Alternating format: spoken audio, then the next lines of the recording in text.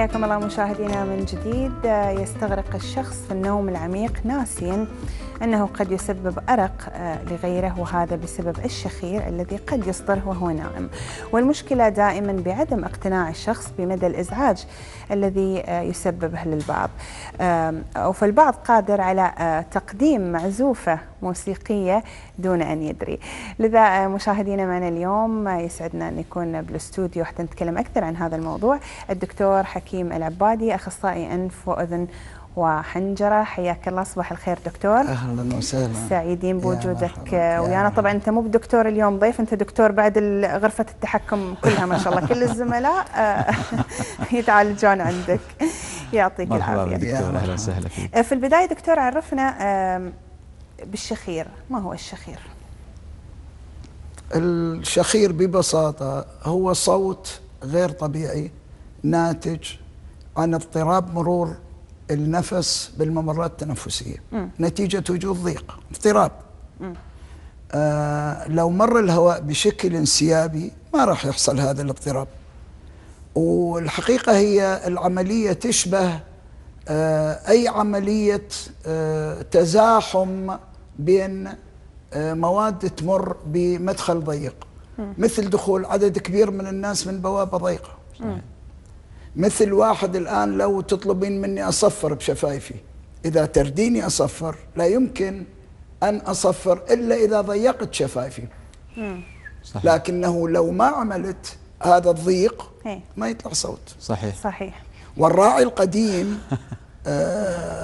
أحد ربما الرعاة الأذكياء، من أول الرعاة الأذكياء العراقيين، انتبه إلى وجود شق في قصبة يصدر صوت، وكان هذا أساس صناعة الزمارة والناي وكل الأجهزة النفخية، الآلات النفخية الموسيقية.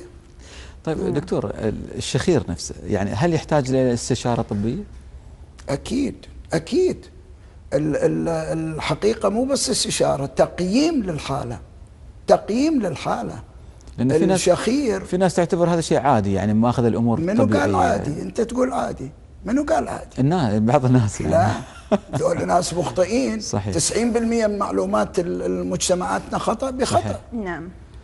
ما في شيء اسمه عادي. الشخير بالمناسبة إلى آثار سيئة على مو بس صحة الإنسان، على المجتمع بكامله، على الأداء، على العملية الاقتصادية، على إنتاج المجتمع، على كل شيء.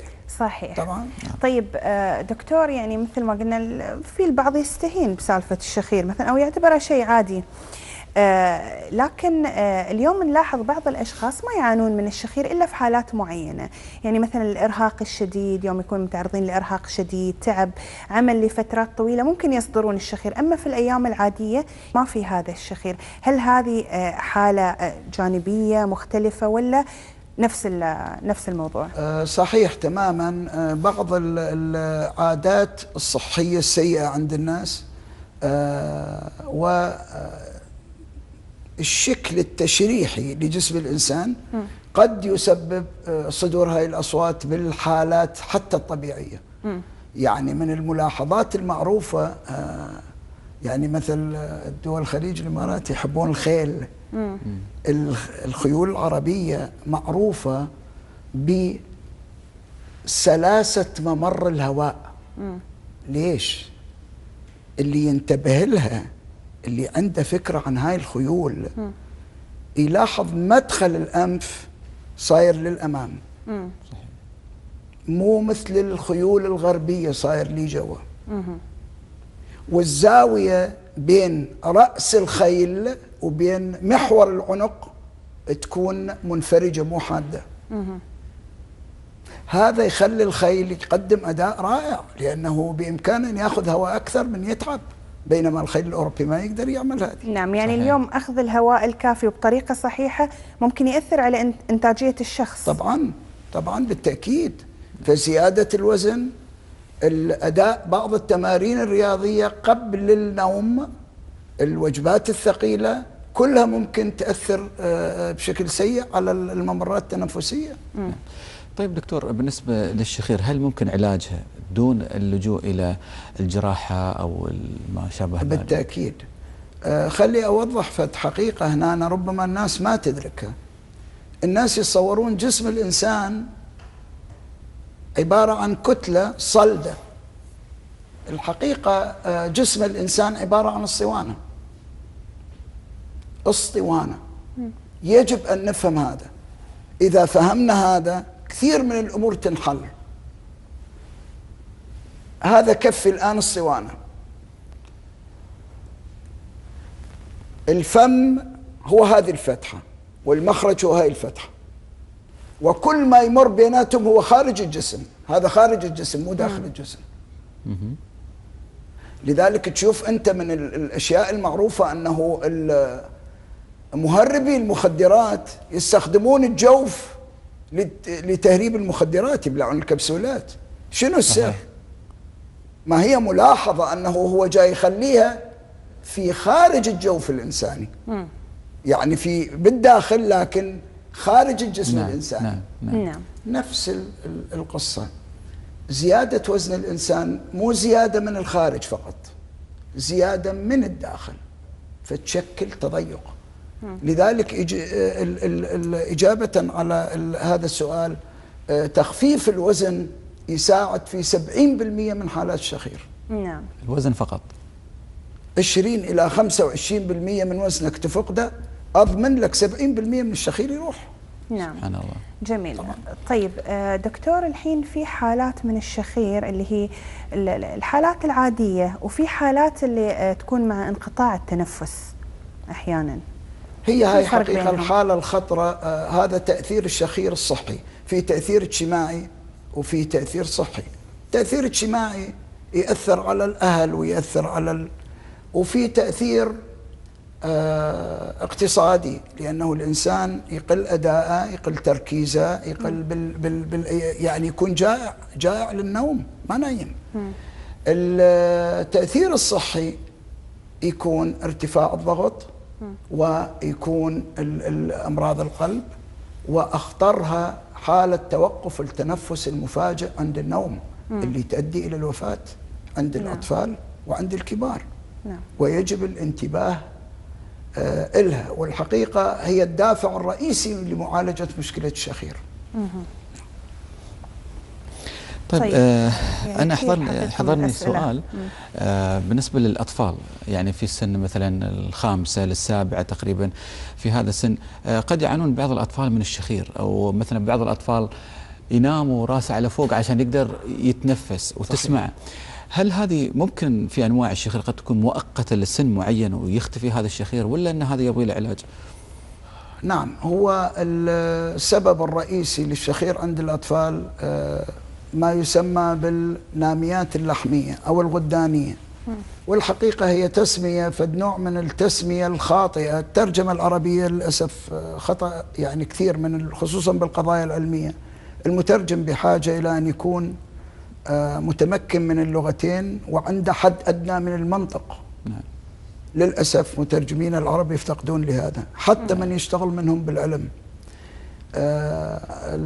ما يسمى بالغدانية أو باللحمية حقيقة هي مو لحمية، هي نسيج لمفاوي يشبه اللوزتين تماما. هو لوزة ثالثة. وترجمتها يعني التعبير الإنجليزي عنها أنه اللوزة الواقعة بالبلعوم الأنفي. فاللوزة الواقعة بالبلعوم الأنفي تكبر تحديدا بالعمر بين 3 إلى 12 سنة. بعد ال 12 سنة النسيج اللمفاوي بالجسم بكامله يبدي بالضمور الطبيعي، يبدي ينكمش، يصغر. فيصغر حجم اللوزتين ويصغر حجم هاي زائدة اللحمية. نعم. لكن إلى أي حد نترك الطفل خلال هاي الفترة؟ هذا المهم. إذا كان حجمها كبير وتسبب له ضيق واضح وشخير واضح، ويمكن تأثر على صحته بالسلب، وتأثر حتى على نموه وعلى تركيزه ثاني يوم وتعليمه بالمدرسة. صحيح. أنا أحد الأشياء حقيقة اللي كثير أزعجتني، أحد المعلمين للأسف القليل وعي، عنده الظاهر تلميذ بالصف ينام وما ينتبه هذا المعلم، ما عنده حد أدنى من معرفة ليش الطفل نايم. نايم وفاتح حلقة ويشخر ورايح مصوره وحاطه بالفيسبوك يضحك الناس عليه.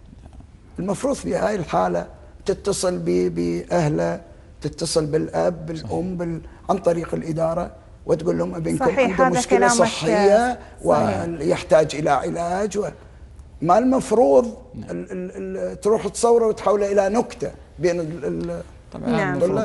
جميل جدا. يعني نحن لله الحمد في دولة الإمارات أن هناك دائما أيضا المتابعة والرعاية الصحية صحيح. من قبل المناطق التعليمية دائما في المدارس لاكتشاف هذه الأمور وخطورة هذه الأمور. طيب الوسادة، أهمية الوسادة، هل لها دور في تضييق التنفس أو مجرى التنفس؟ بالتأكيد. الوسادة اللي تقدر ترفع من الرأس بحيث يكون الممر التنفسي أكثر استقامة، تقلل الشخير. لأنه أنت لاحظ الإنسان من يكون نائم على الكرسي وهو قاعد بوضع الجلوس شخيره أقل من النوم. صحيح. لأنه إحنا ايش حكينا؟ هاي الزاوية الواقعة بين محور الرأس ومحور العنق مهمة جدا، اللي حكينا عنها بالجواد العربي. صحيح. هو حقيقة صحيح. الموضوع كله يعني ضروري جدا، وهالنقاط كلها مهمة جدا اللي تكلمنا عنها. كل الشكر لك أستاذ حسين أن أخذنا شوي تنفسنا ويا هذه الفقرة. كل الشكر لك على وجودك ويانا. الدكتور حكيم العبادي، أخصائي أنف وأذن وحنجرة. لنا لقاءات أخرى إن شاء الله. ولكم الشكر. شكرا جزيلا. تسلم يا دكتور. تسلم. فاصل قصير مشاهدينا وراجعين.